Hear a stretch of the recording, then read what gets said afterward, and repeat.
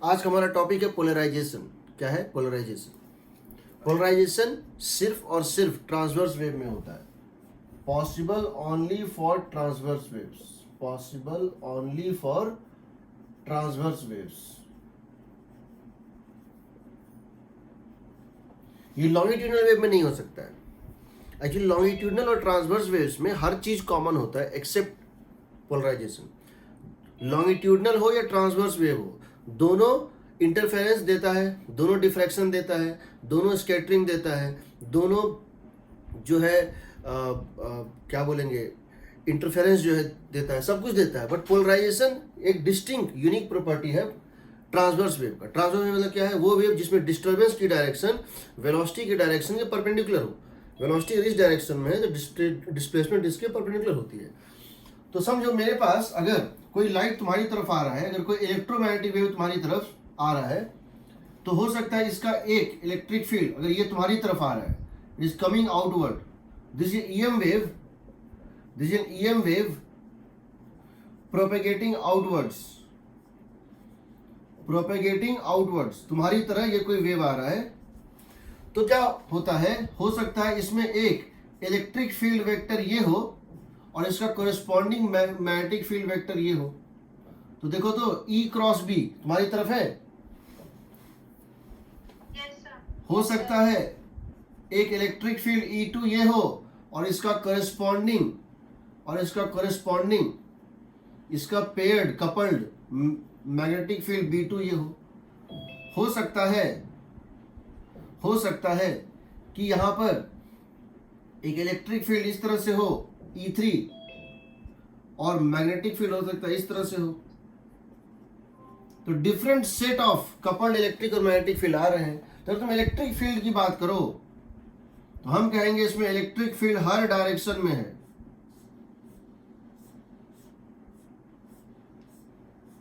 इसमें electric field हर direction में है।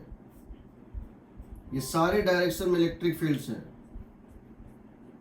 These all are electric field. अगर सिर्फ इलेक्ट्रिक फील्ड को शो करें, ये तुम्हारी तरफ आ रहा है, इसमें सारे इलेक्ट्रिक फील्ड्स हैं। Different electric fields are in this direction. इसको हम बोलते हैं, यानी ये वेव तुम्हारी तरफ आ रहा है और इस बोर्ड के प्लेन में इस डायरेक्शन के perpendicular there are infinite ways in which इस इलेक्ट्रिक फील्ड इज डिस्ट्रीब्यूटेड। इसको बोलते हैं अनपोलराइज्ड लाइट। इसको बोलते हैं अनपोलराइज्ड लाइट।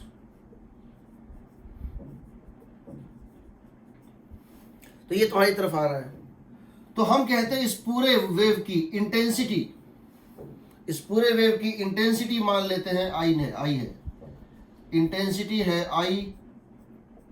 इसकी इंटेंसिटी मान लेते हैं आई नॉट। इसकी इंटेंसिटी मान लेते हैं, या इसको मान लेते हैं आई इनिशियल, आई या अनपोलराइज्ड लाइट है। ये लाइट तुम्हारी तरफ आ रही है, इसमें बहुत सेट है और हर सेट एक करस्पॉन्डिंग इलेक्ट्रॉनिक ट्रांजिशन से एक पर्टिकुलर इलेक्ट्रॉन का ट्रांजिशन हुआ। उस पर्टिकुलर इलेक्ट्रॉन ने एक ई और बी का सेट एमिट किया। उस पर्टिकुलर इलेक्ट्रॉन ने एक ई का और एक बी का सेट जो है एमिट किया। दूसरा जो है वो दूसरे इलेक्ट्रॉनिक ट्रांजिशन का है। हर इलेक्ट्रॉन एक एक कपलिंग भेज रहा है। ये सारा मिक्सचर है इसका। ये एक इलेक्ट्रॉन ने भेजा, ये सेट एक इलेक्ट्रॉन ने भेजा था, ये दूसरे इलेक्ट्रॉन ने भेजा था, ये तीसरे इलेक्ट्रॉन ने भेजा। इसको बोलते हैं अनपोलराइज्ड लाइट। ठीक। अब अगर हम किसी तरह ऐसा करें, इसको एक ऐसी चीज से पास करें कि एक डायरेक्शन का इलेक्ट्रिक फील्ड खत्म हो जाए और एक डायरेक्शन का पास हो जाए। हम कुछ ऐसा काम करें कि हम जब इसको पास कराएं, हम कुछ अगर ऐसा काम करें कि हम इसको एक ऐसे विंडो से, जहां विंडो तो पॉसिबल नहीं है, बट ऐसे इसको पास कराएं ताकि ये जो है ये पास कर जाए, ये पूरा ब्लॉक हो जाए और ये जो है इसका एक कंपोनेंट पास कर जाए। यानी कुछ ऐसा करें कि सारे इलेक्ट्रिक फील्ड और उनके कंपोनेंट जो इस डायरेक्शन के पैरेलल है वो पास हो जाए और बाकी सब ब्लॉक हो जाए। उसको बोलेंगे प्लेन पोलराइज्ड लाइट। क्या बोलेंगे? Plane polarized light. तो जरा देखते हैं अगर हम इसको पास, हाँ सर जो आपने बुक रखी है उसके बीच में से वो ही जाएंगे जो उसके डायरेक्शन में है, या जो दूसरे का कंपोनेंट है वो भी जा सकता है? नहीं समझा? मतलब जो इस डायरेक्शन में है मान लो वो पास हो रहा है, हाँ सर। जो इस डायरेक्शन में ब्लॉक हो गया, हाँ, तो उसका एक कंपोनेंट पास हो जाएगा। ई है तो ई कॉस थीटा पास हो जाएगा ओके सर। और ई साइन थीटा ब्लॉक हो जाएगा। तो इसको कैसे करें, इसको कैसे खत्म करें? तो पहला मेथड जिसका निकाला गया था, मैंने तुम्हें पहले ही बताया था, पहला मेथड इसका निकाला गया था, एक वायर ग्रिड लिया गया था। क्या लिया गया था? 2 वुड लिया गया था, ऐसे करके 2 वुडन रॉड्स लिए गए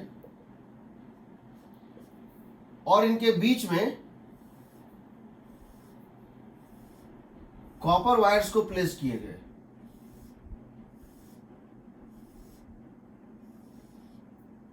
इनके बीच में कॉपर वायर्स को प्लेस किए गए। ठीक, 2 वुड लिए, उसके बीच में कॉपर वायर प्लेस किए गए। तो जब इनको प्लेस किए गए, ये कॉपर कंडक्टिंग वायर्स हैं। उसके बाद इसके ऊपर एक लाइट गिराया गया, उसके बाद इसके ऊपर एक लाइट गिराया गया इस तरह से। मैंने इसके ऊपर एक लाइट को गिराया इस तरह से, और ये जो प्लेन है, इस डायरेक्शन के परपेंडिकुलर जो एक प्लेन है, इस डायरेक्शन के परपेंडिकुलर जो एक प्लेन है,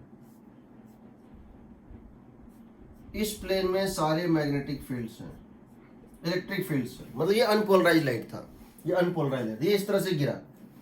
अब क्या होता है, जब ये गिरता है तो ये जो दिख रहा है तुमको कंपोनेंट, जो इलेक्ट्रिक फील्ड का कंपोनेंट इस डायरेक्शन में है, जो इलेक्ट्रिक फील्ड कंपोनेंट वो क्या करता है, उसके इलेक्ट्रॉन को अप एंड डाउन मूव कराता है। जब मूव करेगा तो क्या होगा, तो कोलाइड करेगा। तो जब भी तुम चार्ज को मूव करते हो, उसका एक रेजिस्टेंस होता है, वो कोलिजन करता है, उसमें हीट प्रोड्यूस होता है। तो ये इसको अप डाउन करेगा। तो ये जो फील्ड का कंपोनेंट है, वो तो work done against the collision, resistance में हीट बन जाएगा। समझ रहे हो ना?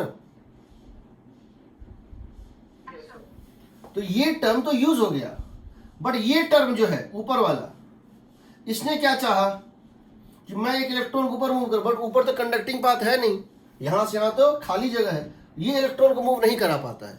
तो ये यूज्ड हो जाता है, ये कंपोनेंट यूज्ड हो जाता है और ये हीट में कन्वर्ट हो जाता है, जबकि ये कंपोनेंट अनयूज्ड रह जाता है, ये डिमिनिश नहीं होता, ये पार कर जाता है।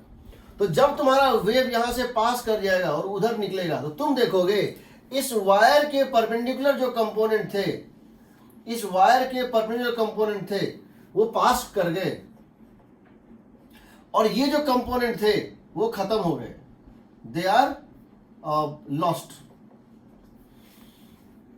यानी कि जो तुमको यहां पर मिलेगा, जो मिलेगा उस पार, वो सिर्फ कौन सा कंपोनेंट मिलेगा, जो इस वायर ग्रिड के परपेंडिकुलर है। जो इस वायर ग्रिड के पैरेलल था वो खत्म हो जाएगा। जो फील्ड यहां पर था, इसके साथ एंगल बना रहा था थीटा मान लो, तो क्या होगा, इसका 2 कंपोनेंट होगा, एक होगा ई कॉस थीटा, वो तो मूवमेंट देगा इसको। जब इस पे फोर्स लगेगा Q इंटू ई, जब इस पे लगेगा फोर्स Q इंटू ई, तो Q इंटू ई साइन थीटा तो मूव करा देगा, but Q into E cos theta move नहीं करा पाएगा। तो यहां जो पास करेगा वो हर एक का वर्टिकल कंपोनेंट पास हो जाएगा और हर एक का along the wire component block हो जाएगा। एग्रीड?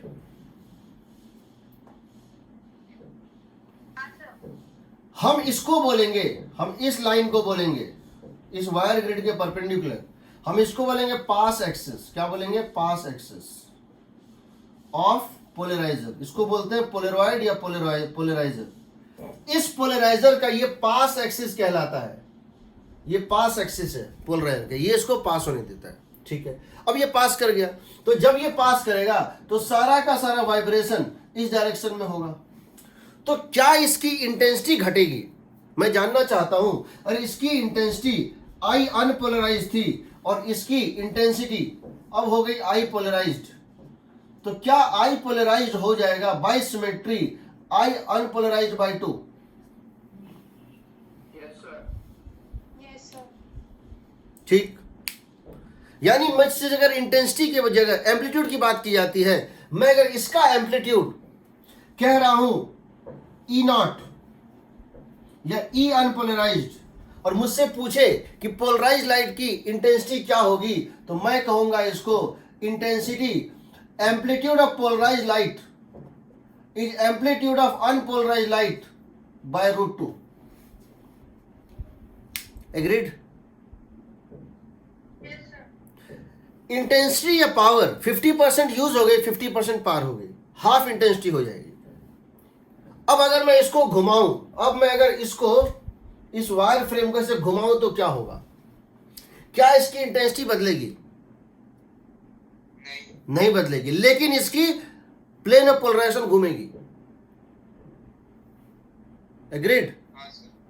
तो अगर मैं इसको रोटेट करता हूं, if we rotate the polarizer, intensity of this is called polarize light, this is called plane polarize light. बता रहा हूं उसको प्लेन क्यों कहते हैं, प्लेन पोलराइज्ड लाइट, इसको हम कहेंगे प्लेन पोलराइज्ड लाइट। अगर मैं if we rotate the polarize then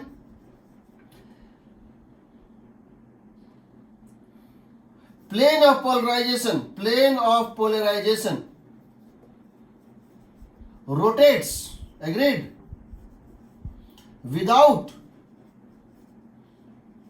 any change in its intensity, any change in intensity of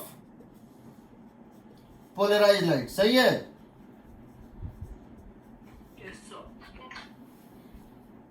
तो वो घूमेगा लेकिन उसकी इंटेंसिटी सेम रहेगी, इसकी हाफ है तो हाफ ही रहेगी। चलो, जब इसको पहली बार बनाया गया तो इसमें यह देखा गया कि ये तभी सक्सेसफुल है जब ये गैप जो दिख रहा है आपको, दो कॉपर वायर के बीच का गैप जो दिख रहा है ना, अगर ये गैप लैम्डा के कंपेरेबल होता था, अगर ये गैप डी लैम्डा के कंपेरेबल होता था, तभी ये सक्सेसफुल होता था। इसीलिए ये माइक्रोवेव में तो पॉसिबल है, ये माइक्रोवेव में पॉसिबल है, क्योंकि माइक्रोवेव में क्या होता है, लैम्डा कंपेरेबल टू सेंटीमीटर होता है या मिलीमीटर होता है। यहां पॉसिबल था ये, इसको पोलराइज करने के लिए इंस्ट्रूमेंट ठीक था, लेकिन विजुअल लाइट के लिए इतने नजदीक में वायर को डालना और उसको मेंटेन रखना बिना किसी डिस्टरबेंस के बहुत मुश्किल था। तो विजुअल के केस में लैम्डा होता है नैनोमीटर में, माइक्रोमीटर में, पॉसिबल नहीं हो पा रहा था। तो बाद में इसका टेक्निक निकाला गया इसी चीज को बनाने का। तुम जो वायर लिए हो ना, उसमें से पॉलीमर लिया गया, पॉलीमर, ऐसा पॉलीमर क्या होता है, पढ़े हो? मोनोमर होता है। तो ये एक चेन ऑफ रिपीटिंग मोनोमर्स होता है। अगर वो मोनोमर कंडक्टिंग हो, यानी उसके अंदर आयंस हो, जो वो कंडक्टिंग मोनोमर अगर कंडक्टिंग है तो उसका चेन ऑफ पॉलीमर भी कंडक्टिंग होगा। और वो कैसे होता है, उसमें आयोडीन मिला दो, किसी मोनोमर में अगर आयोडीन का सेंटर हो तो वो कंडक्टिंग हो जाता है। तो आज के डेट में मॉडर्न टेक्नोलॉजी क्या है कि हम यही चीज बनाते हैं, दिखता नहीं है वो, हमको एक ट्रांसपेरेंट पन्नी जैसा दिखता है, सीट दिखता है, जैसे दिवाली में यूज करते हैं, एक ट्रांसपेरेंट कलर्ड सीट आते हैं, देख के नहीं पता चलता, उसमें मार्क किया होता है कि हाँ ये इसका क्या है, पास एक्सेस है, बट वो उसमें वो जो लॉन्ग चेन पॉलीमर होते हैं इंटरनली, वो यही काम करते हैं। उसको बोलते हैं कॉमर्शियली पोलरॉइड्स। क्या बोलते हैं? पोलरॉइड्स। तो देखो पोलरॉइड्स का क्या यूज होता है, यहां पे डाउट किसी को? ठीक। अब देखो, जो आज के डेट में जिस चीज को हम यूज करते हैं, फिर हम पढ़ेंगे हम पोलराइजेशन कैसे करते हैं। हमारे पास 3 टेक्निक है पोलराइजेशन के, जो हमारे सिलेबस में है, हम फिर से बता रहा हूं। हालांकि ये टॉपिक इस बार डिलीट कर दिया गया है, इस बार के क्या बोलते हैं, उससे डिलीट कर दिया गया है। किससे? सीबीएसई के कोर्स से इस बार 12th क्लास में डिलीट कर दिया गया है। तो इसके बाद सीबीएसई के एग्जाम में से क्वेश्चन नहीं आएगा। मेंस में जो सेकंड सेक्शन होगा, जिसमें ऑप्शन होगा 10 में से 5 बनाना, उसमें ये क्वेश्चन आएगा, हर साल आता है। तो मेंस ने क्वेश्चन डिलीट नहीं किया बट ऑप्शन दिया है। तो ये हमारे पास एक एक्स्ट्रा ऑप्शन होगा कि अगर हमको ये आसानी से बन रहा है और कोई दूसरा क्वेश्चन है उसी क्लास 10 में जो डिफिकल्टी से बन रहा है, हम इसको बना लेंगे। ठीक है। सो देखिए, क्योंकि मैं ये मान के चल रहा हूं कि कुछ भी डिलीट नहीं हुआ, we are going to study everything. ठीक है। तो मॉडर्न डे में क्या होता है, यही काम करने के लिए modern day we fabricate such polarizer by using conducting polymers. इसमें क्या होता है, पॉलीमर में इस तरह टाइप से एक आता है, एक सीट आता है। तुम एक बाजार जाओगे, तुम एक सीट ला सकते हो, उस पर लिखा होता है ये एक पोलराइजर है, एक पन्नी जैसा होता है, प्लास्टिक जैसा होता है, पोलराइजर है। उसमें यहाँ पे ऐसे मार्क बना रहता है। इस मार्क का मतलब है यहाँ एक प्रिंटेड रहता है, क्योंकि ये दिखता नहीं है। यहाँ प्रिंटेड होता है 2 लाइन जो इसका पास एक्सिस बताता है। ये लिखा होता है इसके ऊपर, ये पोलराइड होता है। तुम इसको बाजार से खरीद सकते हो, पोलराइड होता है। अब क्या होता है, तुम यही काम कर रहे हो, यानी कि इसमें यहाँ पे लॉन्ग चेन पॉलीमर इंटरनली है, जो तुमको दिखेगा नहीं क्योंकि ट्रांसपेरेंट होता है। ये जो होते हैं ये लॉन्ग चेन पॉलीमर होते हैं। इसको बनाना बहुत आसान होता है, आज की टेक्नोलॉजी में इसको बनाना बहुत आसान है। अब हम क्या करते हैं, यहाँ पर लाइट गिराते हैं। हम क्या करते हैं, यहाँ पर एक अनपोलराइज लाइट गिराते हैं। हम इसके ऊपर एक अनपोलराइज लाइट गिराते हैं। जब ये पास करता है यहाँ से, तो सारे के सारे वाइब्रेशन इसके पैरेलल हो जाते हैं। सारे के सारे वाइब्रेशन इसके पैरेलल हो जाते हैं, यानी ये पोलराइज लाइट हो गया। इसको बोलते हैं पोलराइजर। इसको क्या बोलते हैं, पोलराइजर। तो अगर इसकी इंटेंसिटी आई अनपोलराइज थी, तो इसकी इंटेंसिटी होती है आई अनपोलराइज्ड बाय 2। इसको हम लिख रहे हैं आई नॉट। अब क्या होता है, इसके बाद हम ऐसा एक दूसरा पोलराइजर लेते हैं, इसके बाद एक दूसरा पोलराइजर लेते हैं और इसको यहां डाल देते हैं।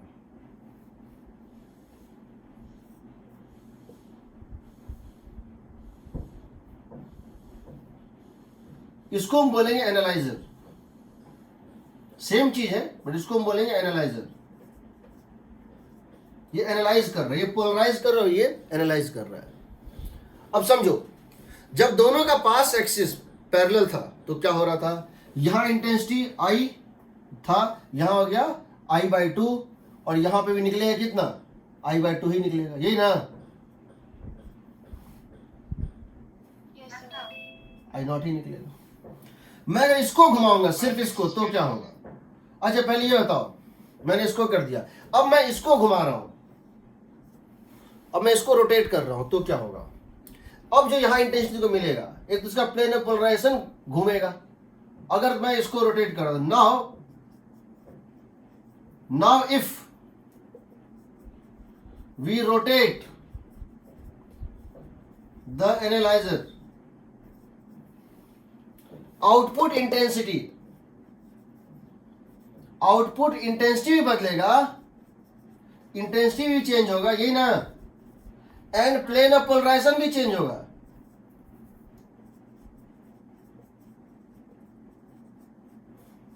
समझ रहे हो।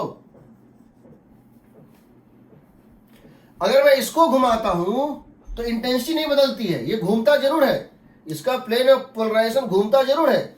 जब मैं इसको रोटेट करता हूं तो इसका प्लेन ऑफ पोलराइजेशन घूमता है बट इंटेंसिटी नहीं बदलती है। बट जब इसको घुमा रहा हूं, इसको फिक्स रख के इसको घुमा रहा हूं, तो इंटेंसिटी चेंज हो रही है। वो तो घूमेगा ही, प्लेन ऑफ पोलराइजेशन तो घूमेगा ही, इंटेंसिटी भी चेंज होगा। Yes sir. और जब इसकी प्लेन ऑफ पोलराइजेशन और इसकी प्लेन ऑफ पोलराइजेशन आपस में परपेंडिकुलर, या इंटेंसिटी कितना मिलेगा, 0। सो बोलते हैं क्रॉस्ड पोलराइड्स। क्रॉस्ड पोलराइड्स का मतलब होता है, अगर हम इन दोनों को कर दे परपेंडिकुलर, इसकी पास एक्सिस और इसकी पास एक्सिस म्यूचुअली परपेंडिकुलर, तो यहां तो कुछ नहीं मिलेगा, दैट इज कॉल्ड क्रॉस्ड पोलराइड्स। तो याद रखना, अगर कभी ऐसा हो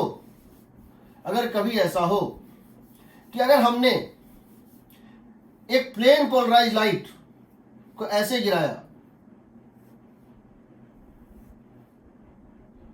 अगर मैंने प्लेन पोलराइज लाइट को इस तरह से गिराया,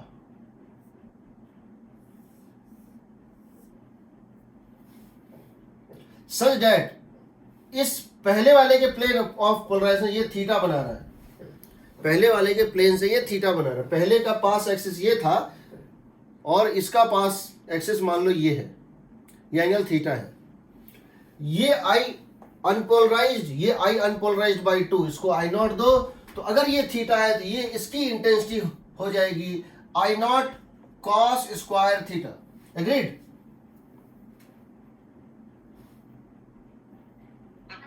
स्क्वायर वाला टर्म मतलब? हाँ, क्यों मैं बता रहा हूं, इसकी जो एम्पलीट्यूड थी, जो इसकी एम्पलीट्यूड थी ई नॉट, इसका कितना पास होगा, E nought cos theta. cos theta.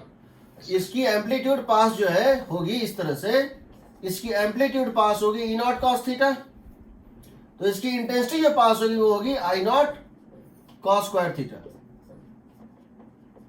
सही है? सर हाँ आई अनपोलराइज्ड बाय 2।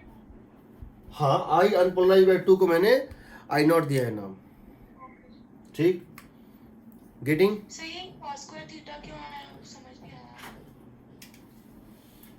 ये एक पास एक्सिस है, यहां पर एक वेव ऐसे गिरा जिसकी एम्पलीट्यूड ई थी, ई नॉट थी, तो जब ये पास करेगा तो कितना पास करेगा, ये परपेंडिकुलर कंपोनेंट ब्लॉक हो रहा है, ब्लॉक हो रहा है ना, यस सर। और पैरेलल कंपोनेंट पास हो रहा है, तो कितना पास होगा, ई नॉट cos थीटा। क्योंकि ई नॉट एक वेक्टर क्वांटिटी है, उसी का कंपोनेंट होगा ना, इंटेंसिटी का कंपोनेंट नहीं होता है, कंपोनेंट वेक्टर का होता है, तो vector E nought cos theta पास हो गया, यानी इसकी एम्पलीट्यूड कॉस थीटा टाइम्स हो गई, यस सर। और intensity proportional to amplitude square होता है। Okay sir. ठीक, इसको बोलते हैं law of Malus, law of Malus. इससे क्वेश्चन आता है, क्या आता है बता रहा हूं, इससे क्वेश्चन आता है, कई बार क्वेश्चन आया पोलराइजेशन में, दो न्यूमेरिकल हैं, एक लॉ ऑफ मेलस और दूसरा है ब्रिस्टर्स एंगल, दो ही न्यूमेरिकल होते हैं, बाकी सब कंसेप्ट। ठीक है, तो लॉ ऑफ मेलस क्या कहता है वो देखो, लॉ ऑफ मेलस क्या कहता है ये देखो। पहली बात ये समझो, अनपोलराइज, अगर तुमको, अगर मैं एक लाइट गिर रही है और मुझे पता है, मुझे पता करना है वो लाइट पोलराइज्ड है या अनपोलराइज्ड है, कैसे पता करूंगा, मेरे पास एक लाइट गिर रही है और मुझे ये नहीं पता है वो लाइट पोलराइज्ड है या अनपोलराइज्ड है। मेरे पास एक टॉर्च है, उस टॉर्च से रोशनी आ रही है, एक टॉर्च है, उस टॉर्च की रोशनी इस बोर्ड पे गिर रही है, मुझे पता करना है ये जो टॉर्च की रोशनी आ रही है, कोई भी रोशनी आ रही है, ये पोलराइज है या अनपोलराइज है, तो मैं क्या करूंगा, एक पोलराइड यहाँ डालूंगा, को घुमाएंगे। मैं यहाँ एक पोलराइजर को डालूंगा दोनों के बीच में। ठीक, जैसे मैं इसको डालूंगा इसकी इंटेंसिटी घट जाएगी। Yes sir. ठीक, जो भी हो, अब मैं इसको घुमाऊंगा, और मैं इसको घुमा रहा हूं और घुमाने से इसकी इंटेंसिटी नहीं बदल रही है, ये लाइट तो घूम रहा है लेकिन इंटेंसिटी नहीं बदल रही है, इसका मतलब ये क्या है, अनपोलराइज्ड। अनपोलराइज्ड है। और अगर इसको घुमाने से इस लाइट डिम हो रहा है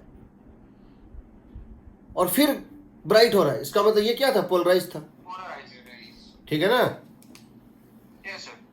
तो जरा समझो इसको, हम जो बताना चाह रहे हैं, तुमसे न्यूमेरिकल कैसे पूछा जाता है।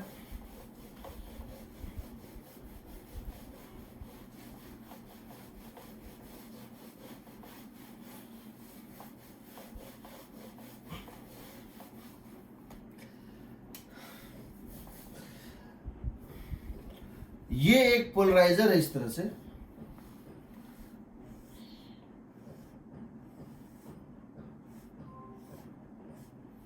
और ये मान लेते हैं इसका पास एक्सिस है,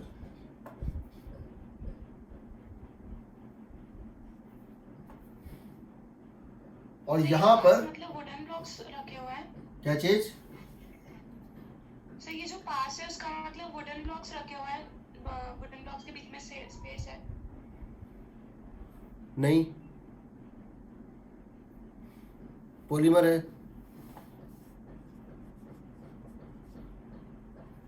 पॉलीमर है, पॉलीमर है, और जो एक मिनट,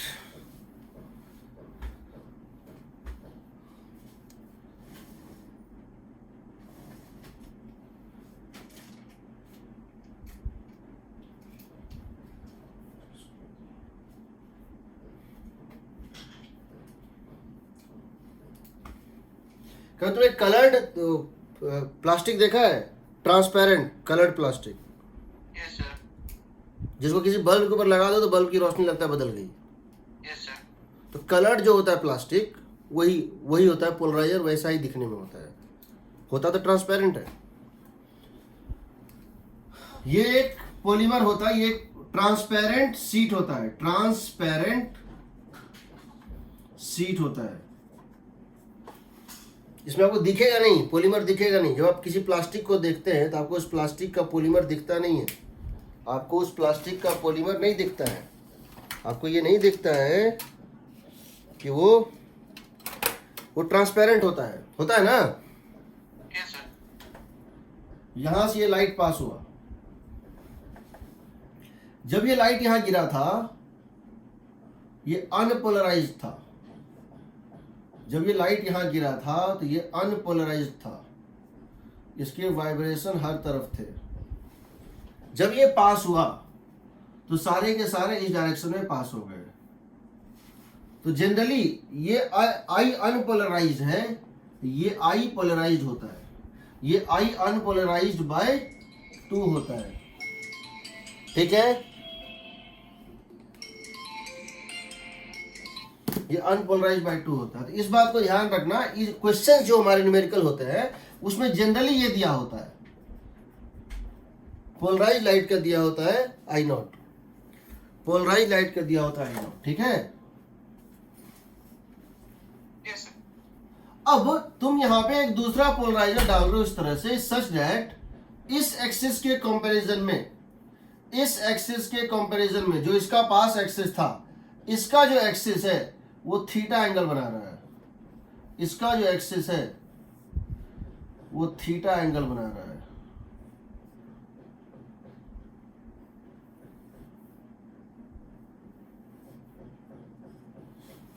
तो इस एक्सिस के कंपैरिजन में इसके पीछे वाला जो है, इसके पास एक्सिस थोड़ा सा थीटा बना रहा है जैसे। अब जब यहां से ये पास करेगा तो एक तो इसकी प्लेन ऑफ पोलराइजेशन यहां से थीटा पे घूम चुकी होगी, इस प्लेन में, समझ रहे हो ना, Yes, sir. ये थीटा घूम चुकी होगी। दूसरी इसकी इंटेंसिटी भी घूम चुकी होगी, इंटेंसिटी हो जाएगी इसकी I nought Cos square. Cos square theta. अगर थीटा हो जाए 90 degree, if theta is 90 degree, they are called crossed polaroids. Agreed? Yes, sir. अब मेरे क्वेश्चन का जवाब दो, ये सब प्रीवियस ईयर क्वेश्चन को मिल जाएंगे सारे। पहला, 2 क्रॉस पोलरॉइड्स थे, 2 क्रॉस पोलरॉइड्स थे, मतलब ये इसी प्लेन में है परपेंडिकुलर, और ये इसके परपेंडिकुलर प्लेन में है, ये इसका पास एक्सिस, ये इसका पास एक्सिस। यहां से इंटेंसिटी गिरी आई अनपोलराइज्ड लाइट, या चलो एक काम, हाँ ये थी आई अनपोलराइज्ड, ये हो गई आई पोलराइज्ड, यानी आई अनपोलराइज्ड बाय 2, यही ना।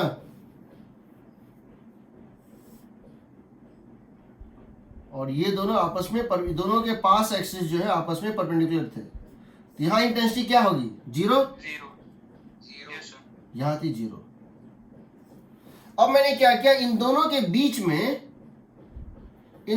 बीच में एक और पोलराइजर डाल दिया, सच दैट उस पोलराइजर का पास एक्सिस इसके वर्टिकल के साथ एंगल थीटा बना रहा है, इसके पास इसके साथ एंगल थीटा बना। मैंने एक तीसरा डाल दिया, पहले ये था और ये था, यहाँ पे 0 था, अब मैंने यहां पर क्या किया, थीटा डाल दिया। तो बताओ इसका इंटेंसिटी क्या होगा, Non-zero. कितना होगा? उन दोनों के बीच में एंगल कितना है? इसके और जाएगा सर। आए? इसके बाद ये है थीटा पे, पहले ये और ये था। उन दोनों के बीच में भी थीटा है? अगर इसके बीच थीटा, इसमें 90 माइनस थीटा होगा ना जी। अच्छा, हाँ ठीक है, ठीक. अगर ये और ये पहले था, पहले ये और ये था, अब बीच में एक और चला आया, समझ रहे हो ना। Yes, sir. तो इसका अगर आई नॉट है Sin square. तो इसका होगा I nought cos square theta, Yes, sir. और इसका अगर I nought cos square theta है तो इसके और इसके बीच में एंगल क्या है बताओ, इसके और इसके बीच में 90 माइनस थीटा, ये हो जाएगा I nought cos square theta का cos square 90 minus theta, Yes, sir. तो कितना आ जाएगा, कोई नहीं दिखा, क्या? ये समझ आएगा वापस।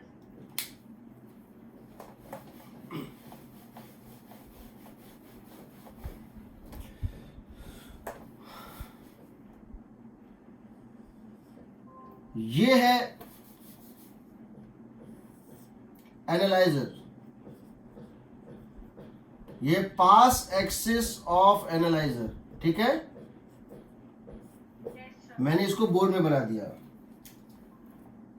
क्योंकि मेरे पास दो ही हाथ है, ठीक। ये है पोलराइजर, ये है पास एक्सिस ऑफ पोलराइजर, ये है पास एक्सिस ऑफ पोलराइजर। यहां पे ये लाइट जब यहां से आया, हर डायरेक्शन में था ना, जब इसको पास किया, जब इसको पास करेगा तो लाइट सारे इसके पैरेलल हो जाएंगे, ठीक है। यहां पर इंटेंसिटी क्या थी टोटल? आई अनपोलराइज, मान लो आई, ये हो गया आई अनपोलराइज बाई 2, ये हो गया आई अनपोलराइज बाई 2। यहां गिरा परपेंडिकुलर 0, उस पर गया 0। अब मैं क्या बोल रहा हूं कि मैं इन दोनों के बीच में एक ऐसा एक और पोलराइजर डाल दिया। अब पहले ये और ये था आपस में 90 था, अभी भी 90 है, बट मैंने यहां पर एक और डाल दिया, सच दैट ये जो रेड वाला है ना, ये ब्लू वाले के साथ एंगल बना रहा है थीटा। तो अगर इन दोनों में एंगल थीटा है, इसके और इसके बीच में, तो इसके बीच में क्या होगा? 90 माइनस थीटा। अब बताओ, अब यहां पर जब यहां से लाइट निकला, पहली बार पोलराइज होकर लाइट निकला, इंटेंसिटी थी इसकी आई नॉट, मान लो आई अनपोलराइज बाई 2 आई नॉट। जब यहां से निकलेगा इसमें से, तो ये ऐसे घूम जाएगा और कितना हो जाएगा? I nought cos square theta. अब जब I nought cos square theta गिरेगा, ये कितना है एंगल?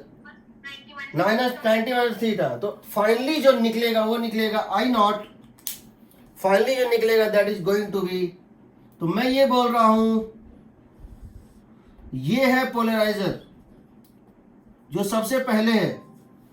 सबसे पहले कौन है? Polarizer, agreed? सबसे पहले है पोलराइजर, उसके बाद है एनालाइजर, उसके बाद है सेकंड पोलराइजर जो फर्स्ट पोलराइजर के साथ एंगल थीटा बना रहा है, और तीसरा है एनालाइजर, एग्रीड? तो पहले जब पोलराइजर पे गिरेगा तो आई अनपोलराइज था, पोलराइजर को पास होगा, पहले गिरेगा आई अनपोलराइज्ड, जब पोलराइजर से पास होगा, जब पोलराइजर से पास होगा पहली बार, then that is going to become,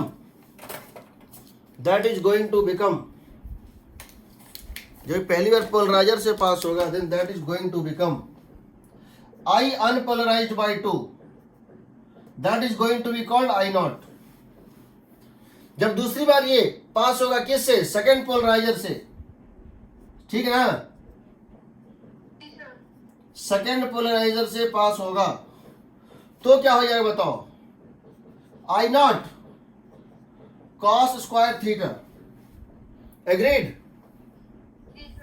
फिर ये पास करेगा किससे? एनालाइजर से या थर्ड पोलराइजर से। अब कितना हो जाएगा? I nought cos square theta तो गिरा था, into cos square 90 degree minus theta होगा, ये हो जाएगा I nought cos square theta sine square theta होगा।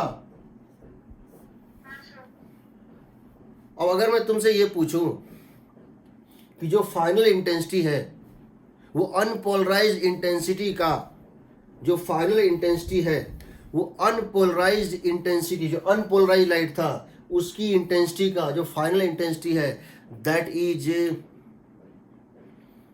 the final intensity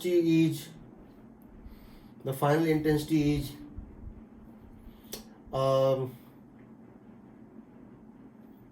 1/8 of the initial intensity। तो थीटा कितना होगा? ये था अनपोलराइज्ड बाई 2, आई नॉट था अनपोलराइज्ड बाई 2, और टोटल हो रहा है 1/8, यानी in cos square theta plus sine square theta हो रहा है 1/4, 45 डिग्री। 45 डिग्री होगा ना। हाँ yes sir. Sir, yes sir. उसी तरह से समझो, अगर मैं थीटा को 45 रखूं, अगर मैं थीटा को 45 रखूं हर जगह, मैं पहला एक लूं ऐसे, इसके साथ 45 पे ये, इसके साथ 45 पे ये, फिर उसके बाद 45 पे ये, पीछे करता जाऊं। मैं पहले इसको लूं, इसके बाद एक को डालूं इसके साथ 45 पे, नेक्स्ट को डालूं इसके साथ 45 पे, थर्ड को डालूं इसके साथ 45, यानी 45 बढ़ाता चला जाऊं, तो क्या मेरा पूरा इंटेंसिटी एक ज्योमेट्रिक प्रोग्रेशन में बनेगा? Yes sir, 1/2 1 by 2 1 by 2 1 by 2 होता जाएगा। और तब मैं पूछूं बताओ 20वें 20th के बाद क्या होगा? तो I nought by 20 to the power n या n+1 जो भी है, कर लोगे? Yes sir. हाँ सर। ठीक है, तो समझो ये पोलराइजर में इस तरह से होता है। अगर मैं यहां तुमसे पूछूं कि अगर मैं इस थीटा को वेरी कर सकता हूं, ये फिक्स्ड है, फर्स्ट और थर्ड फिक्स है, सेकंड को मैं घुमा सकता हूं, फर्स्ट और थर्ड फिक्स है, मैं सेकंड को घुमा सकता हूं, फर्स्ट और थर्ड फिक्स्ड है, इस बीच वाले को मैं, इसके बीच में जो है उसको मैं घुमा सकता हूं। तो जब घुमाऊंगा तो क्या होगा? इंटेंसिटी बढ़ेगा घटेगा, या पहले बढ़ के घटेगा, या पहले घट के बढ़ेगा? या ये बताओ, ये इंटेंसिटी किस थीटा के लिए मैक्सिमम होगा?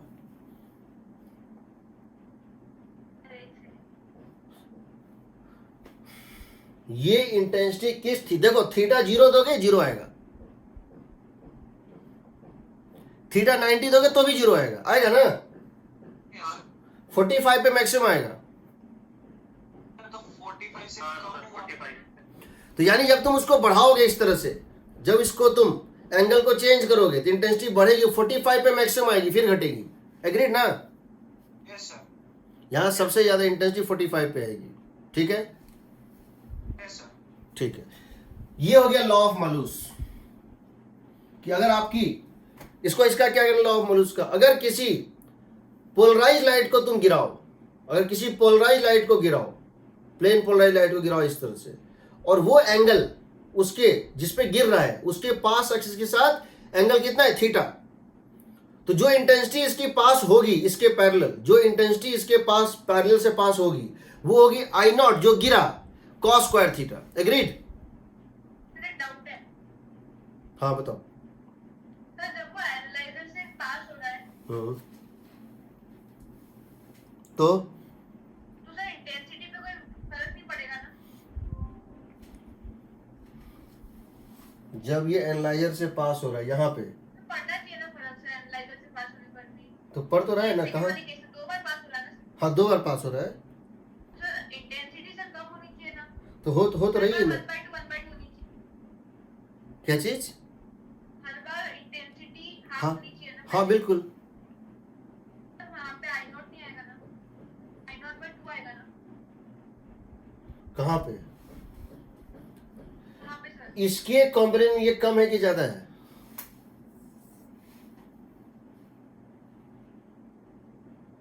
कम है कि ज्यादा है बताओ? कौन कम सर? सेकंड आई नॉट और I nought cos square theta में कौन कम है? I nought cos square theta. I nought cos square theta और I nought cos square theta sin square theta में कौन कम है? ऐसे कैसे पता सर? कम होगा सर सेकंड वाला, लास्ट वाला। तो कहाँ बढ़ रहा है? तो सर उसका 1/2 का फैक्टर बस cos स्क्वायर ही आ जाएगा डायरेक्ट ऐसा। जो नहीं समझा मैं, जो भी इंटेंसिटी पहले थी, नेक्स्ट इंटेंसिटी उसका cos स्क्वायर थीटा टाइम्स होगा। ठीक है, बस जब पहली बार पोलराइजर से पास करेगा तब हाफ करेंगे, उसके बाद कभी भी हाफ नहीं करेंगे। हाफ कर क्यों नहीं सकते? अगर थीटा 45 डिग्री क्यों नहीं कर सकते हैं? नहीं, थीटा तो है। क्या चीज? थीटा नहीं पता है हमें। हाँ तो हम ये नहीं कह सकते हाफ होगा, लेकिन पहली बार हाफ होगा। Okay sir. दूसरी बार के बाद हो सकता है हाफ हो सकता है 1/2 हो सकता है, मतलब 0 से लेकर 1 के बीच में कोई भी फैक्टर से मल्टीप्लाई होगा, बट 1 से ज्यादा नहीं होगा। जी सर।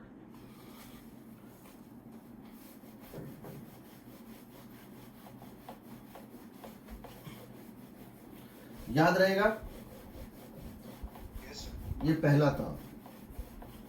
दूसरा होता है, मेरे पास और भी बहुत सारे मेथड्स है पोलराइज करने के, मेरे पास और भी बहुत है पोलराइज करने के, इंक्लूडिंग जब तुम ऑर्गेनिक केमिस्ट्री पढ़ोगे तो उसमें होता है ऑप्टिकल जो है आइसोमेरिज्म। उसमें क्या होता है कि जब उसमें एक टर्म होता है उसको हम बोलते हैं, एक होता है डेक्स्ट्रो रोटेटरी, एक होता है लिवो रोटेटरी। वो क्या करता है कि जैसे एक प्लेन पोलराइज लाइट हो गया, लाइट पोलराइज हो गया, जब वो किसी लिक्विड से, किसी शुगर सॉल्यूशन या किसी से निकलता है, तो डिपेंडिंग ऑन उसकी कंसंट्रेशन और लेंथ कितनी है वो ऐसे घूमता है। जैसे प्लेन ऑफ पोलराइजेशन है तो ऐसे होता है। जनरली क्या होता है, एक बार लाइट पोलराइज कर गई तो इस तरह से मूव करेगा। उसमें क्या होता है, जैसे वो उस शुगर सॉल्यूशन, सुक्रोज सॉल्यूशन में एंटर करता है, ये ऐसे घूमते हुए चलता है। घूमते चलता तो है ही, पोलराइज तो है ही, बट प्लेन ऑफ पोलराइजेशन जो है वो रोटेट करता है ऐसे। एक पर्टिकुलर डिस्टेंस 1 सेंटीमीटर चलने में ये प्लेन ऑफ पोलराइजेशन एक थीटा डिग्री रोटेट करता है।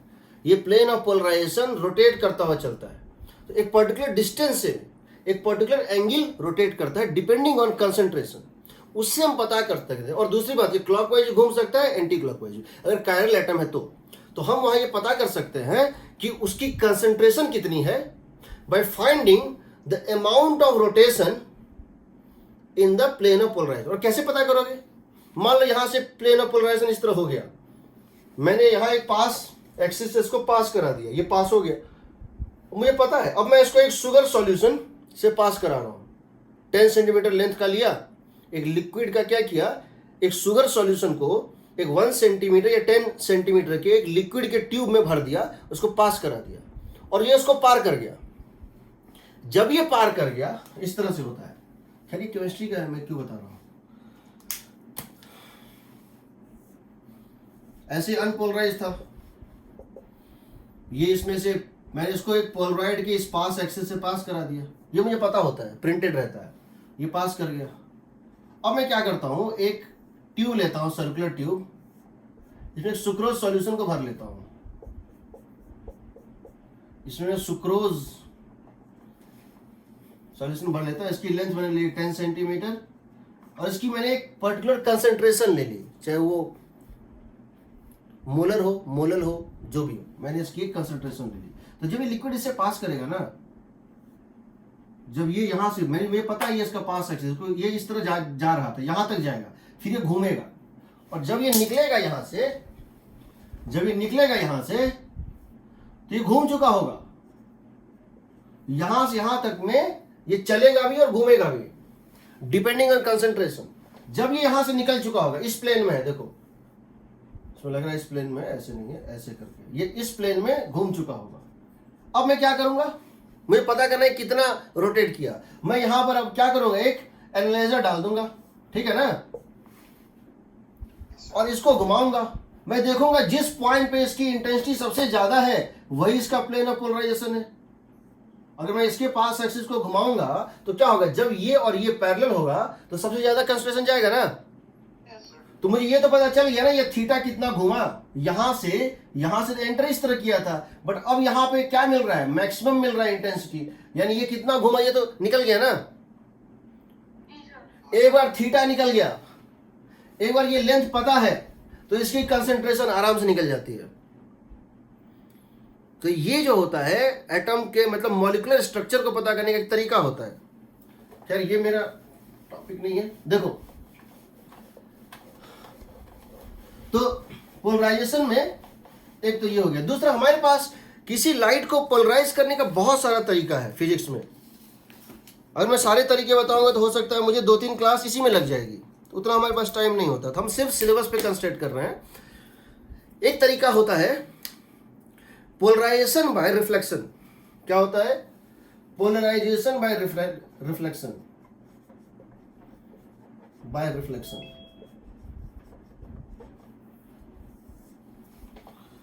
इसमें क्या होता है कि अगर मेरे पास मान लो ये ग्लास है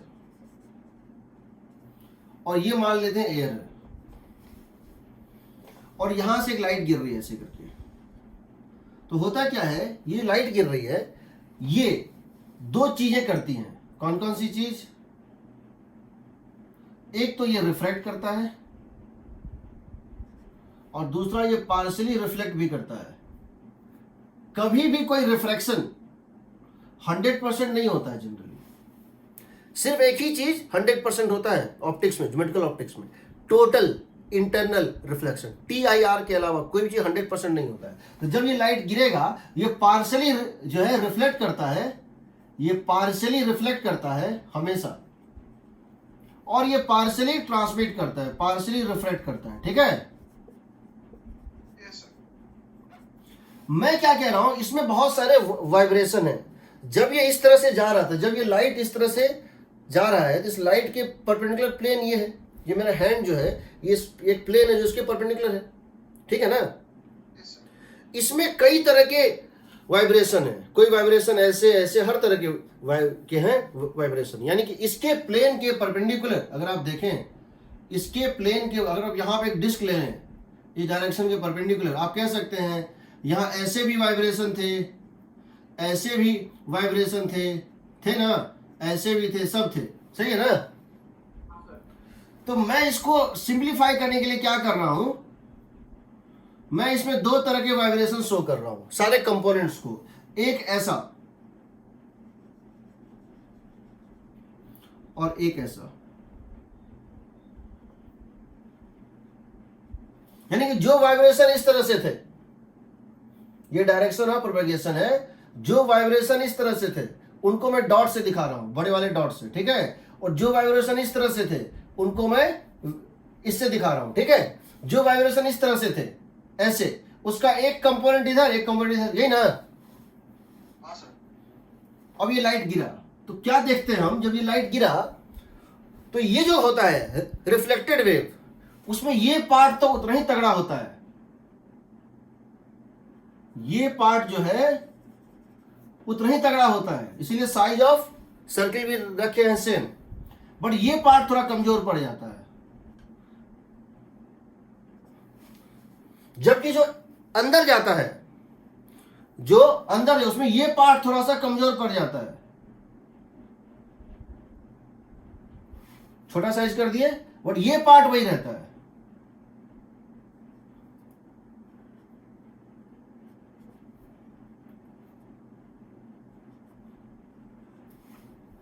ठीक है, ये दो पार्ट थे, एक ये पार्ट और एक ये पार्ट। एक जो था इस प्लेन के परपेंडिकुलर, जो प्लेन के परपेंडिकुलर है वो इसमें एज इट इज जाता है, जो प्लेन के परपेंडिकुलर है वो इसमें एज इट इज जाता है, इसमें थोड़ा कमजोर पड़ जाता है। जो इस प्लेन में था वाइब्रेशन परपेंडिकुलर, वो इसमें थोड़ा कमजोर पड़ता है, यहां सेम रहता है, ठीक है। Yes sir. अब जब आप इस एंगल ऑफ इंसिडेंस को चेंज करेंगे, जब आप इस एंगल ऑफ इंसिडेंस को चेंज करेंगे, तो ये चीज जो है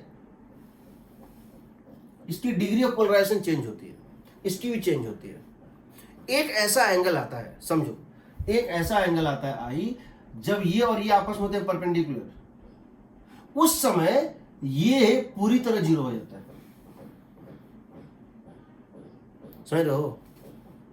हाँ सर। ये कभी, इसमें कभी ऐसा नहीं होगा, रिफ्लेक्टेड में कभी ऐसा नहीं होगा ये पूरी तरह जीरो हो जाए, बट रिफ्लेक्टेड में एक ऐसा एंगल होता है जब ये टर्म एकदम वैनिश हो जाएगा।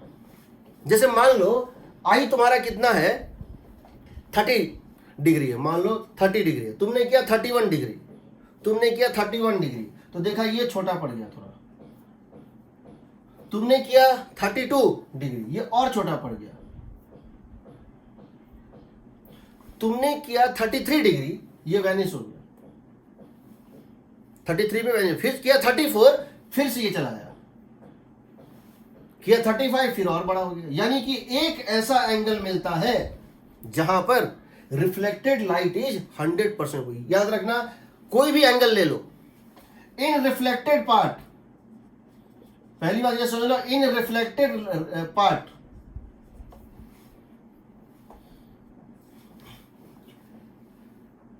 components of field normal to the plane remains same, and components in the plane, इस प्लेन में जो कंपोनेंट थे becomes weaker, बिकम्स वीकर। ये किसी भी एंगल पे होगा, वीक तो होगा, वीक तो होगा। दूसरा, इन रिफ्रैक्टेड रे, इन रिफ्रैक्टेड रे उल्टा होता है। Component normal to the plane, यहां देखो ये बन जाएगा वीकर, यहां ये कंपोनेंट हो जाता है वीकर, ये कंपोनेंट रहता है सेम, यहां पर ये कंपोनेंट हो जाता है वीकर उल्टा, और ये रहता है same. In refracted ray the components, the electric components, electric field components normal to plane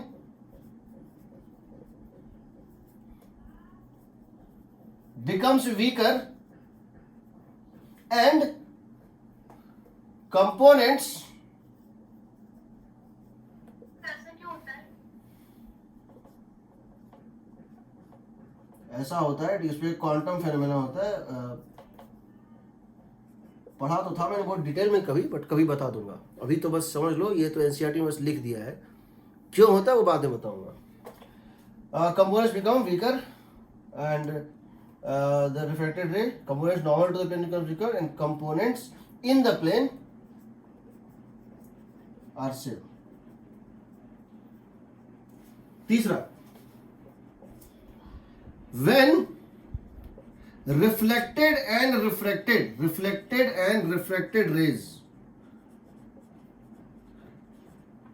are mutually perpendicular, जिस समय रिफ्लेक्टेड और रिफ्रैक्टेड रे आपस में 90 डिग्री बनाएंगे, म्यूचुअली परपेंडिकुलर, रिफ्लेक्टेड लाइट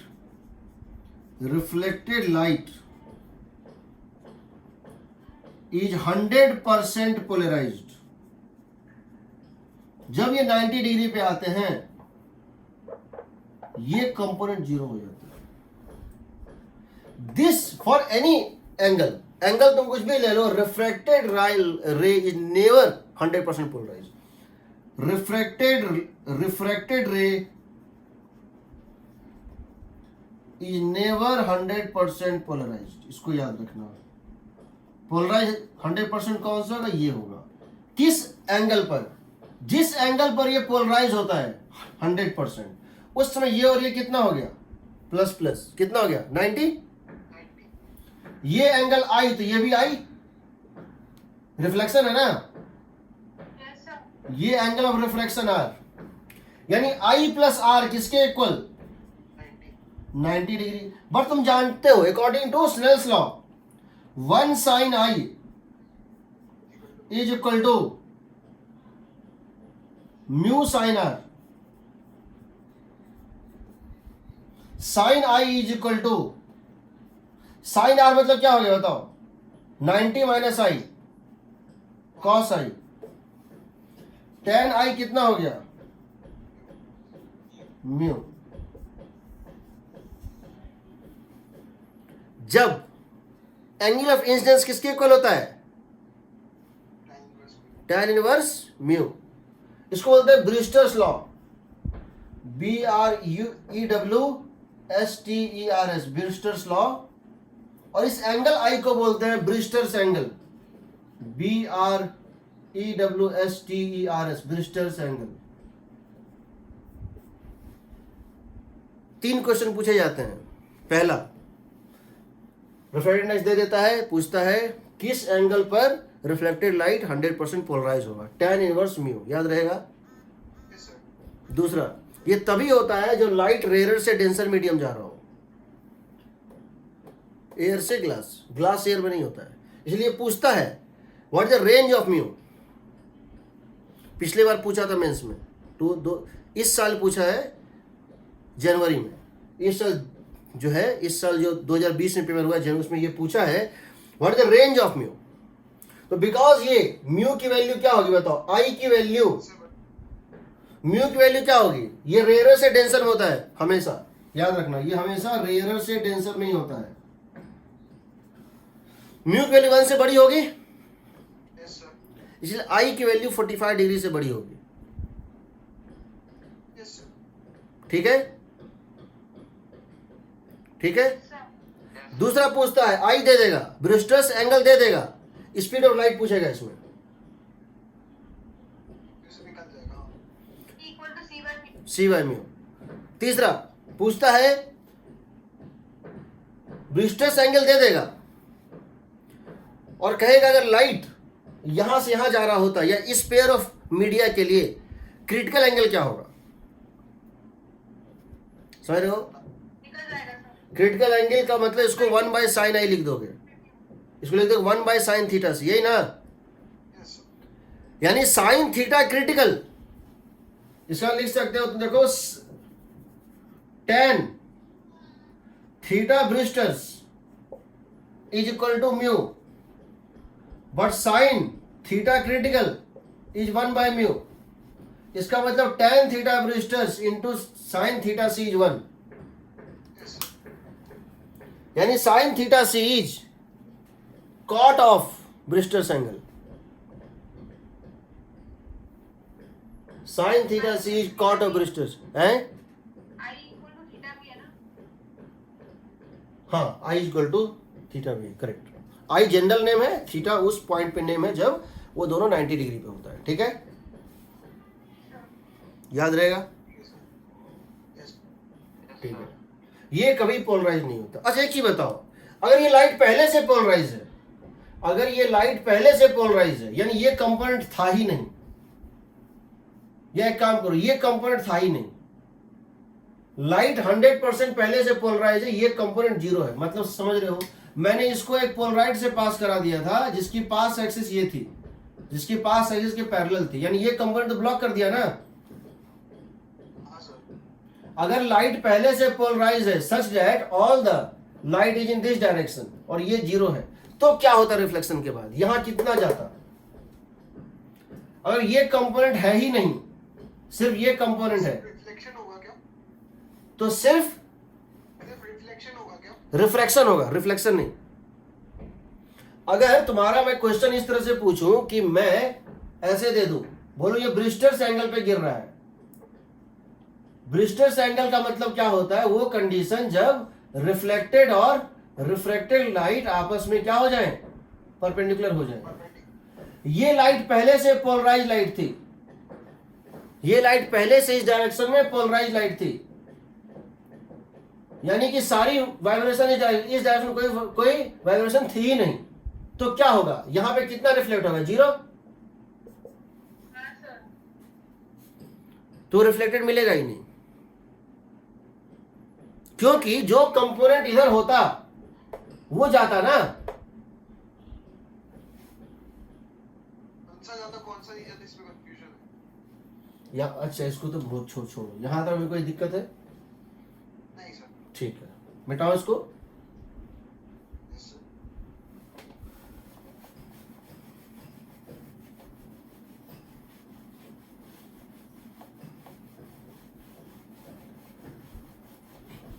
तुम इसको इमेजिन करो, याद करने का तरीका बता रहा हूं। इसका मतलब क्या है भाई, इसका मतलब है, इसका मतलब है कि एक बेलन जो है ये ऐसे गिर रहा है, यही ना, यस सर। ऐसे गिरा ऐसे चला जाएगा, क्या दिक्कत है इसका, सही रहो, हाँ सर। ऐसे गिरेगा ऐसे जाएगा, कोई दिक्कत नहीं है। बट जो ऐसे है उसको बड़ा दिक्कत है, जब ऐसे गिरेगा तो थोड़ा सा टेढ़ा मेढ़ा होगा, ये ना, इसको जाने में दिक्कत आएगी। क्यों आएगी दिक्कत, क्योंकि ये ऐसे आएगा, ये पहले टकरा जाएगा, ये थोड़ा बाद में टकरा रहा है, जो भी है। तो हम ये कह सकते हैं चलो ये जब जाएगा तो इसको तो ऐसे जाना है जो था वही, और इसको थोड़ा दिक्कत हो रही है, इसको थोड़ा घटा दो। जबकि इस केस में जब ये भीतर जाएगा तो ये जो बॉल है इसमें देखो, इसको घुसने में दिक्कत हो रही थी, ये थोड़ा कमजोर पड़ेगा, और ये तो एज इट इज चला जाएगा, इसीलिए इसकी लेंथ में सेम शो कर रहा हूँ। मैं कह रहा हूँ ये था E1, ये था E2, तो ये तो E2 ही रहा, और ये हो गया लेस देन E1, या इसको मान लो मैं डाल देता हूँ E1/2 स्ट्रेंथ में। E1/2 मतलब वो में 2 नहीं है, बस घट रहा है, कहने का मतलब ये घट रहा है, ये कंपोनेंट घट गया। यहाँ पर ये E1 था, ये रहा E1 ही, ये था E2, ये हो गया E2/2, ठीक है ना। Yes, sir. फिर इसको एंगल को चेंज करोगे, एक पॉइंट आएगा, ये हो जाएगा 0, ये हो जाएगा E2, ये हो जाएगा E1, ये हो जाएगा E1, बट ये पूरा वैनिश नहीं होगा, ये पूरा वैनिश नहीं होगा, Yes, sir. ठीक है। तो अगर मैं कहूँ, अगर मैं इसको 90 डिग्री कर दूंगा तो क्या होगा, तो ये हो जाएगा कंप्लीटली 0, ये एज इट इज पास कर गया, ये जो था E1 के E1 ही रहा, ये E2 से घट के हो सकता है E2/10 हो जाए, बट ये 0 नहीं होगा, ठीक है। अब मैं ये कह रहा हूं कि मान लो पहले से लाइट मेरी पोलराइज थी, this is polarize light, this is polarize light, यहां से मैंने अनपोलराइज को गिराया था ना, Yes, sir. अब मैं पोलराइज को गिरा रहा हूं। मैं कह रहा हूं इसका कंपोनेंट प्लेन के परपेंडिकुलर 0 है, पोलराइज लाइट थी, component normal to plane of the paper is 0, सारा कंपोनेंट इसके प्लेन में ही था, इसके प्लेन के परपेंडिकुलर कोई कंपोनेंट था ही नहीं। अब जब ये रिफ्लेक्ट करेगा तो इधर कितना जाएगा बताओ, 0 जाएगा ना। अगर ये 90 डिग्री पे है तो, अगर ये 90 डिग्री पे है, ब्रिस्टर्स एंगल पे गिर रहा है, यहाँ कुछ रिफ्लेक्ट नहीं होगा, और यहाँ क्या होगा, क्योंकि यहाँ कोई कंपोनेंट था ही नहीं, जो कंपोनेंट ये रिफ्लेक्ट करता वही नहीं है, सही हो। हाँ, sir. और यहाँ पर क्या होगा, ये थोड़ा कमजोर हो जाएगा, यहाँ भी वो कंपोनेंट नहीं होगा, जो कंपोनेंट यहाँ पे था वो यहाँ पे थोड़ा कमजोर होता था, यहाँ पे वो कंपोनेंट 0 था, तो यहाँ भी ये कंपोनेंट नहीं आएगा, सिर्फ ये कंपोनेंट आएगा। तो ये वाला कंपोनेंट कमजोर क्यों हुआ? क्या चीज, ये जो अभी जो कंपोनेंट है वो वाला कमजोर क्यों हुआ? वो तो ये कंपोनेंट कमजोर क्यों हुआ नहीं नहीं, वो ये जो नीचे वाले एग्जांपल। इसमें, यस सर. यहाँ ये कमजोर हुआ, अच्छा अच्छा, sorry sorry sorry sorry sorry, ये सेम रहेगा, ठीक ठीक। ये अगर E1 था तो ये E1 ही रहेगा, E2 तो यहाँ 0 था, यही ना, यस सर. तो E2 यहाँ 0, E1 तो वैसे ही 0 होना था, यहाँ पर E1 रहेगा सेम, E2 तो वैसे ही 0 होगा, ठीक है। अब देखो, तो तुमसे ऐसे न्यूमेरिकल पूछा जाएगा साइन थीटा सी करके, ठीक है। एक और प्रोसेस होता है पोलराइजेशन, उसको बोलते हैं polarization by scattering, polarization by scattering. वो क्या होता है समझो, हाउ टू पोलराइज। स्कैटरिंग का मतलब क्या होता है पहले सो बताओ, what is meaning of scattering. Light के स्कैटरिंग का मतलब क्या होता है जी, हैं क्या होता है, कुछ नहीं, क्यों नहीं, कुछ होना चाहिए। देखो स्प्लिटिंग होता है ना, स्कैटरिंग अलग होता है शायद। इसके क्या चीज, स्प्लिटिंग इनटू 7 कलर, नहीं नहीं नहीं नहीं नहीं नहीं नहीं नहीं।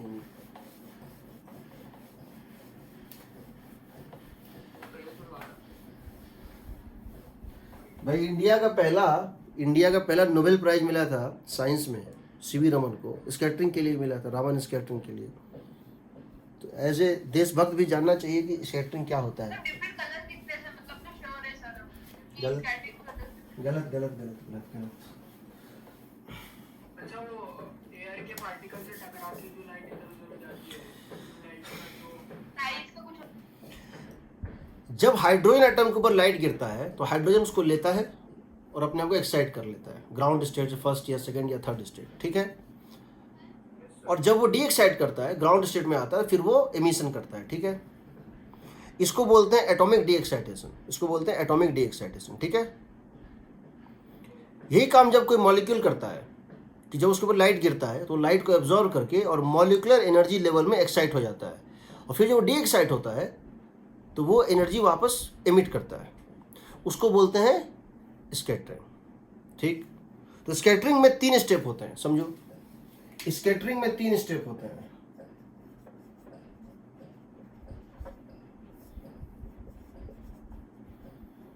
A molecule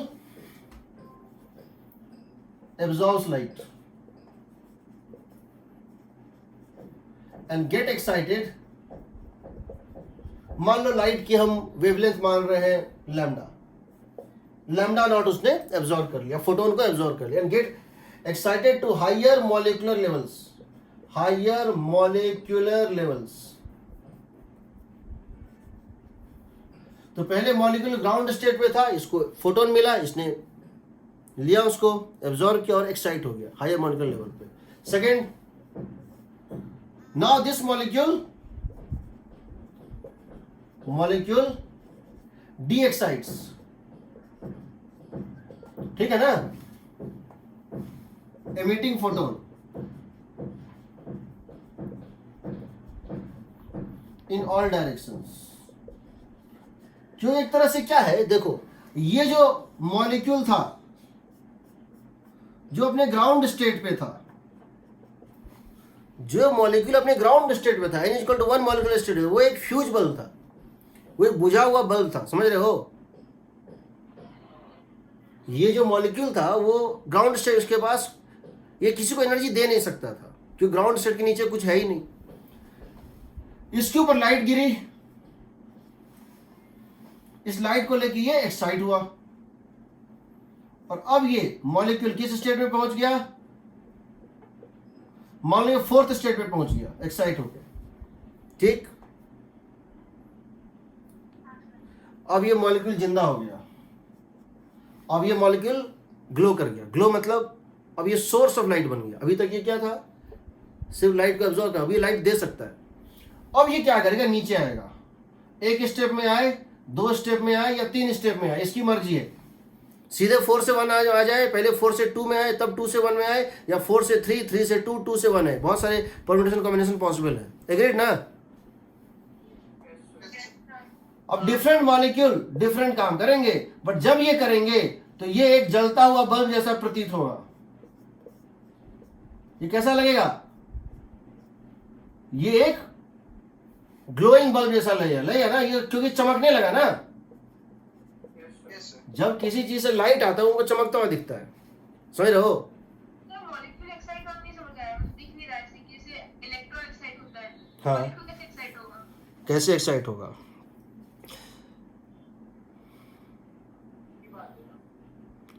इलेक्ट्रॉन के शेल्स में से जा रहे हैं और मॉलिक्यूल तो मतलब क्या अच्छा कैसे एक्साइट होगा, कैसे एक्साइट होगा बताओ. इसके 3 एक्सप्लेनेशंस हैं और तीनों तुम जानते हो. पहला एक्सप्लेनेशन है कि आईटी में क्वेश्चन आया था मॉडर्न फिजिक्स में कि कार्बन मोनोऑक्साइड का मॉलिक्यूल है, उसमें बोर्स मॉडल एप्लीकेबल है, तो बताओ उसकी ग्राउंड स्टेट में एनर्जी क्या होगी. जो तुमने नहीं पढ़ा, कार्बन डाइऑक्साइड का मॉलिक्यूल था, कहा था कि इसमें बोर्स मॉडल एप्लीकेबल है, तो इसकी एनर्जी निकालनी थी. तो कैसे करते थे, हमने तुमसे कहा था कि जब ये घूमेगा तो ICM ओमेगा इज NH/2 ये होता है एंग्लो मोमेंटम क्वांटाइजेशन रूल, बताया था. ICM का मतलब ये पूरा पैसेज आया था. ICM यहाँ पे सेंट्रल मास यहाँ से पास कर रहा है, इसका सेंट्रल मास यहाँ है ना. ICM क्या हो जाएगा बताओ, अगर बॉन्ड लेंथ R है, बॉन्ड लेंथ R है, तो I about central mass axis क्या हो जाएगा, mass of oxygen into R square का 2 टाइम्स इंटू ओमेगा NH/2 बताया था. अब इसकी काइनेटिक पूछी गई थी. अब तुम जानते हो काइनेटिक एनर्जी होती है हाफ ICM ओमेगा स्क्वायर, होती है ना. क्या मैं इसको लिख दूं, ICM ओमेगा का whole square by 2 times of ICM.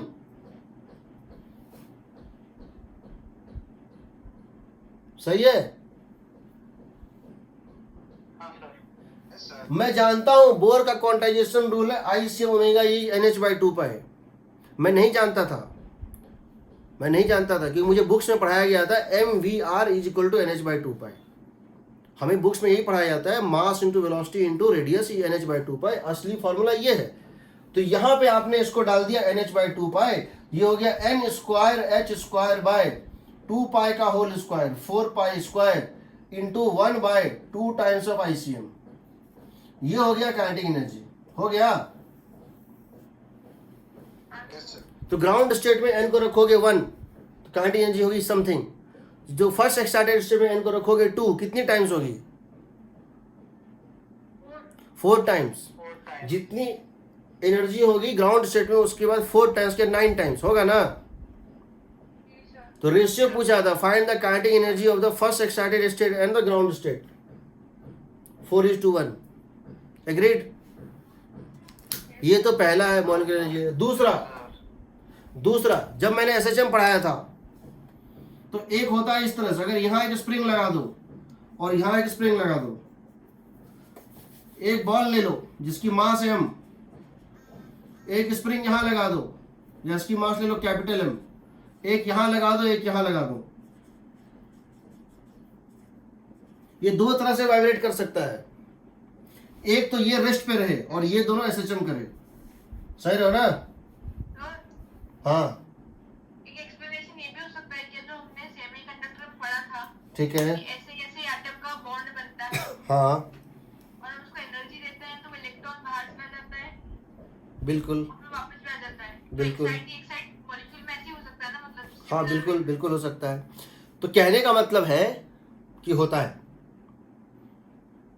कहने मतलब हो सकता है। हम मुझे इससे कोई मतलब नहीं है कि एनर्जी लेवल डायग्राम उसका कैसा है। एक मॉलिक्यूल के अंदर 3 तरह के इलेक्ट्रॉनिक एनर्जी लेवल डायग्राम बनते हैं। एक मॉलिक्यूल के अंदर 3 तरह के इलेक्ट्रॉनिक एनर्जी लेवल डायग्राम बनते हैं। एक होता है एटॉमिक, जो है सबसे पहले होता है मॉलिक्यूलर, उसके इलेक्ट्रॉनिक, उसके न्यूक्लियर। वो सब हमारे सिलेबस में है नहीं, बस हमको ये समझना है कि ऐसा होता है, ये ग्लोइंग बल्ब बन जाता है। ठीक है, मुझे ये बताओ, light travels on straight line, rectilinear होता है प्रोपेगेशन। मैं एक पेड़ के नीचे, यहां एक पेड़ है बहुत बड़ा और मैं यहां बैठा हुआ हूं और मेरे हाथ में एक बुक है, सन यहां पर है, ये पूरा पेड़ इस सन को रोके हुए है, शैडो है यहां पे, समझ रहे हो ना? फिर भी मैं यहां बुक को पढ़ लेता हूं। क्यों पढ़ पा रहा हूं? फिर भी मैं यह बुक को पढ़ पा रहा हूं। क्यों पढ़ पा रहा हूं? यही जब मैं मून पे जाता हूं, यही जब मैं मून पे जाता हूं, यही जब मैं मून पे जाता हूं, पेड़ तो वहां नहीं है, मैं एक छतरी खाली खोल के खड़े हो जाऊं, मैं मून पे जाऊं और यहां पर एक छतरी खोल दूं, सन इधर से मून के ऊपर बता रहा हूं, तुमको कुछ नहीं दिखाई देगा, जीरो, कुछ भी नहीं दिखाई देगा। इतना शार्प शैडो होता है, इसके अंदर एक फोटोन नहीं घुसता है, यानी इसके अंदर कंप्लीट डार्कनेस होता है। इतना डार्कनेस होता है you can not even see your hands. ये शैडो होता है ना, इतना डार्क होता है कि इसको ब्लैक बॉडी बोल सकते हो।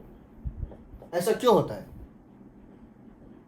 सर हाँ इसका एक्सप्लेनेशन ये दे सकते हो कि वो आटम रिफ्लेक्ट करते, मतलब वो क्या कहते हैं, एक्साइट हो जाते हैं और वो सब कुछ। यहां पर तुमको सन तो दिखाई दे रहा है, बट यहां करोड़ों ट्विंकलिंग, करोड़ों चमकते हुए जुगनू जो हैं, जो एटमॉस्फेयर के मॉलिक्यूल्स हैं, जो एनर्जी लेके एक्साइट और डी एक्साइट, ये सब जलते हुए जुगनू हैं। समझ रहे हो ना? इनकी रोशनी यहां पहुंच रही है, यहां जुगनू है नहीं क्योंकि यहां एटमॉस्फेयर नहीं है। समझ रहे हो? तो स्कैटरिंग का मतलब होता है, देखो पहले चीजों को समझोगे तब तो उसको अप्लाई करोगे। ठीक है, तो स्कैटरिंग का मतलब है, इसीलिए स्कैटरिंग के बाद का ध्यान रखना कि फ्रीक्वेंसी बदल सकती है। क्यों बदल सकती है? एब्जॉर्ब किया लैम्डा नॉट, तो क्या जरूरी है कि डी एक्साइटेशन एमिट भी करेगा लैम्डा नॉट ही? जब एब्जॉर्ब किया लैम्डा नॉट तो क्या जरूरी है कि डी एक्साइटेशन के समय लैम्डा नॉट ही करेगा? नहीं ना। जब hc बाय लैम्डा नॉट था E4 minus E1, hc by lambda naught absorb किया, क्या चला गया 1 से 4 तक, वो जब लौटेगा तो 4 से 1 तो दे सकता है, ये पॉसिबल है, but this not the only possibility. Agreed? Yes sir. क्योंकि ये 4 से 3 लौट सकता है, 4 से 2 लौट सकता है, बहुत सारी पॉसिबिलिटी है ना। Yes sir. तो दो चीजें समझ लो, unlike reflection, where there is no change in frequency, no change in speed. Refraction, there is no change in frequency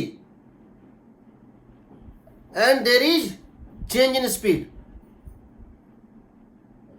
in scattering में फ्रीक्वेंसी भी बदल सकता है,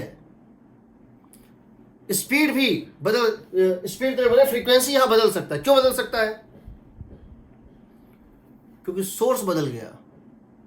ये जो लाइट इसके ऊपर गिरा, कहां से गिरा? सन से गिरा। इस लाइट का सन कौन था? इस लाइट का सोर्स कौन था? सन। इस लाइट का सोर्स कौन है? मॉलिक्यूल, है ना? हाँ सर। Yes, sir. तो दो चीज समझ लो। एक, अगर मोनोक्रोमेटिक लाइट गिरा रहे हो, अगर सारे लैम्डा नॉट है, मोनोक्रोमेटिक लाइट है, सारे वेवलेंथ, यहां सिंगल वेवलेंथ की लाइट है लैम्डा नॉट, और ये लैम्डा नॉट, एससी में लैम्डा नॉट किसके इक्वल है? ग्राउंड से फोर्थ स्टेट तक, 1 से लेके n = 1 से 4 तक के इक्वल है। सारे मॉलिक्यूल, मिलियंस ऑफ मॉलिक्यूल हैं, सबके ऊपर ये मोनोक्रोमेटिक लाइट गिरा रहे हो, बट जब लाइट एमिट होगा तो पॉलीक्रोमेटिक होगा।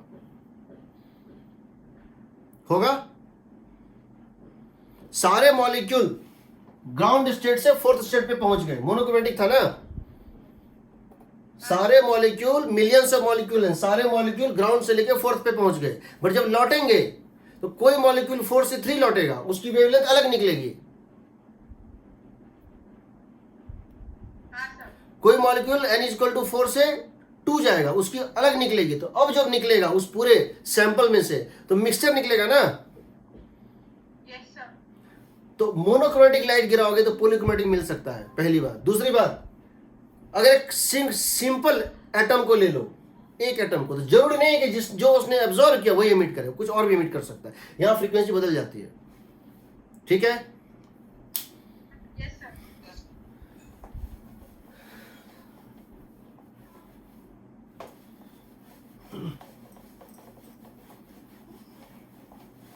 अब देखो, तो ये ग्लोइंग बल्ब बन जाता है। एक एक्साइटेड न्यूक्लियाई, एक एक्साइटेड मॉलिक्यूल एक ग्लोइंग बल्ब की तरह बिहेव करता है, जो हर तरफ लाइट एमिट करता है। छोटा सा टाइनी बल्ब, जैसे दिवाली का लाइट होता है, वो हर तरफ लाइट एमिट कर रहा है। तो इसकी खासियत होती है, क्या खासियत होती है? मान लो तुम्हारे पास ये एक मॉलिक्यूल है, मैं इस मॉलिक्यूल की इस तरह से दिखा रहा हूं। ये मेरे पास एक मॉलिक्यूल है, वन मॉलिक्यूल, और यहां पर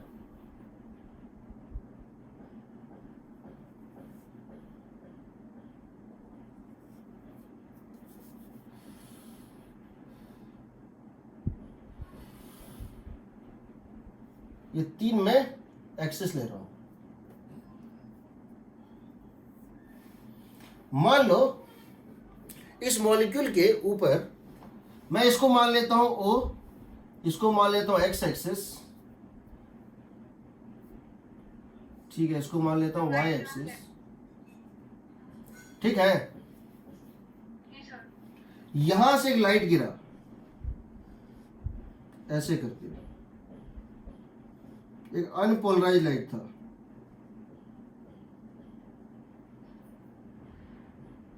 एक अनपोलराइज लाइट था। इसने इसको एब्जॉर्ब कर लिया और फिर इसने डी एक्साइटेशन में इसको एमिट किया, ठीक है। तो तुम इस डायरेक्शन के परपेंडिकुलर समझो, तुम इस डायरेक्शन के परपेंडिकुलर, मैं क्या कर रहा हूं, ये तुम्हारी तरफ आ रहा था इस तरह से, मैं इस डायरेक्शन के तरफ, ये तुम्हारी, ये मतलब इस तरह से जा रहा था, इस तरह से ये जा रहा था, इस तरह से, ये इसका डायरेक्शन ऑफ प्रोपेगेशन है। इस डायरेक्शन ऑफ प्रोपेगेशन के परपेंडिकुलर मैं कोई भी 2 डायरेक्शन ले लेता हूं। जैसे मैंने इन दोनों को ले लिया, देखो ये और ये दोनों आपस में क्या है? परपेंडिकुलर है। मतलब इसके परपेंडिकुलर, इसके डायरेक्शन ऑफ के, इसके डायरेक्शन के परपेंडिकुलर मैंने एक प्लेन ले लिया, मैंने इसके डायरेक्शन ऑफ प्रोपेगेशन के परपेंडिकुलर एक प्लेन ले लिया, एग्रीड? हाँ सर। उसमें कोई भी 2 म्यूचुअली परपेंडिकुलर डायरेक्शन ले लिया। तो यहाँ एक खासियत क्या होती है कि जब ये इसको एमिट करता है, तो अगर तुम यहां खड़े होकर देखोगे तो तुमको सारा इसके परपेंडिकुलर आता हुआ दिखेगा। ये प्लेन पोलराइज होगा इसके डायरेक्शन में, इस डायरेक्शन में, यानी जेड के डायरेक्शन में जितना भी लाइट एमिट होगा उन सब की वाइब्रेशन अलोंग वाई डायरेक्शन होगी, और जो वाई में होगा उसमें सबकी अलोंग जेड डायरेक्शन होगी। इसमें होगा ई जेड ओनली, इसमें होगा EY ओनली। कहने का मतलब अगर मैं इसको थोड़ा सा ब्रॉड इस तरह से बताऊं, मान लो ये वेव तुम्हारी तरफ आ रहा था, ये तुम्हारे तरफ डायरेक्शन ऑफ प्रोपेगेशन है, मान लो डायरेक्शन ऑफ प्रोपेगेशन आउटवर्ड है, direction of propagation is outwards, ये तुम्हारी तरफ आ रहा था, ठीक है। इसने इसको एब्जॉर्ब करके फिर एमिट किया। तुम इसमें कोई भी दो डायरेक्शन ले लो, तुम इसमें कोई भी दो म्यूचुअली परपेंडिकुलर डायरेक्शन ले लो, एक ये ले लो, एक ये ले लो, समझ रहे हो। जी सर। तुम क्या देखोगे, इसमें जो लाइट जा रही है वो इसके पैरेलल जा रही है, और इसमें जो लाइट जा रही है वो इसके पैरेलल जा रही है, इलेक्ट्रिक फील्ड इसके पैरेलल जा रही है, समझ रहे हो।